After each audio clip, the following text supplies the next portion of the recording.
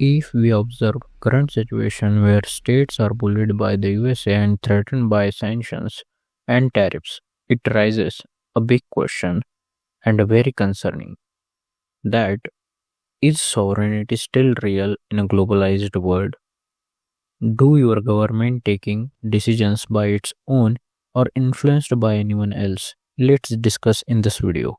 Firstly, we have to understand what sovereignty originally meant.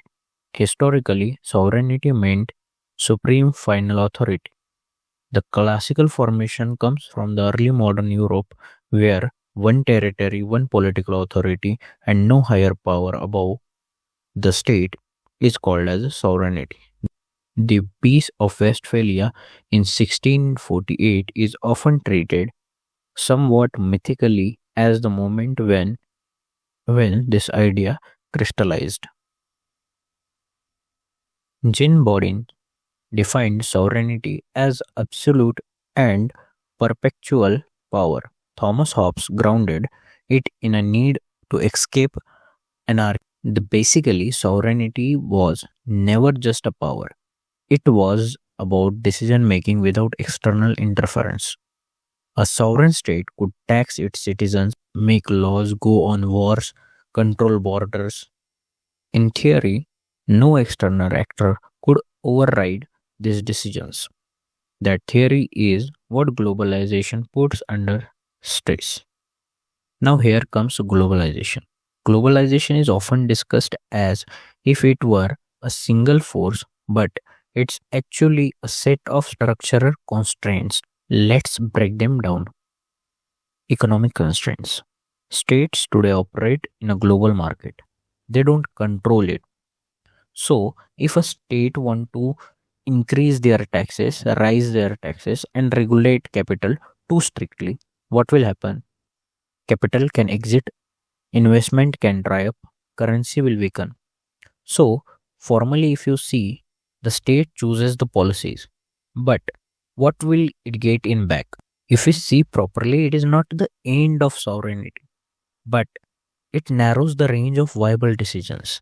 So governments can control their taxes. So government decisions about the taxes will depend on the global market. The second is institutional constraints.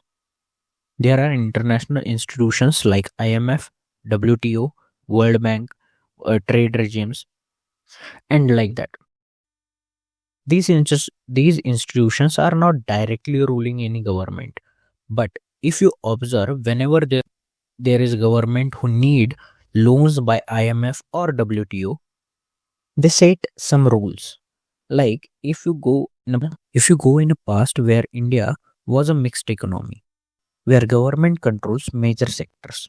But when in 1991 India facing economic crisis, that time India went to IMF and asked for a loan.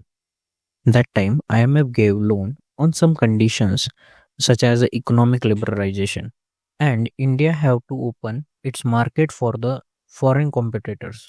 Though it seems like it is self imposed, but if you observe properly, it is a misuse of rules and regulations to control the decisions over the economic things of a state. Again, sovereignty exists, but it is it is conditional and negotiated. The next, legal and normative constraints. Let comes to Iraq. Iraq was invaded by USA and Saddam Hussein was overthrown. The reason, alleged mass destruction weapons. But did they found? No. Then how USA got power to invade Iraq? The reason is international laws and human rights.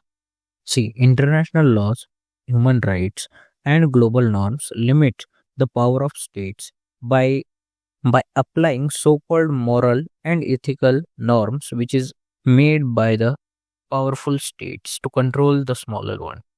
And if state enjoy its total sovereignty by violating norms but at a reputational, diplomatic or economic cost.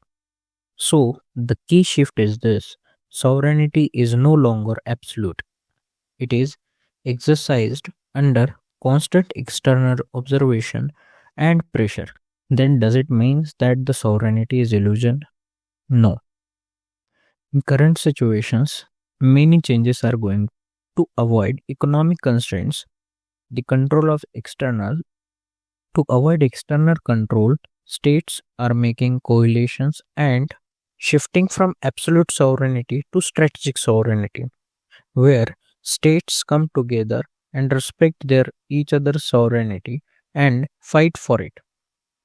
So, currently, sovereignty is limited, negotiated, unequal, and strategic rather than the absolute. The modern states is not powerless, but it is no longer supreme in the classical sense. The real political question today is not do states have sovereignty? It is who bears the cost when sovereignty is constrained and who benefit from that constraint. Let me know in the comment. If you like such political and philosophical deep thoughts, you can subscribe my channel and make sure that you hit that like button, and if you are interested in detailed essay on such topics, you can check my Patreon page and become a member of this insightful journey.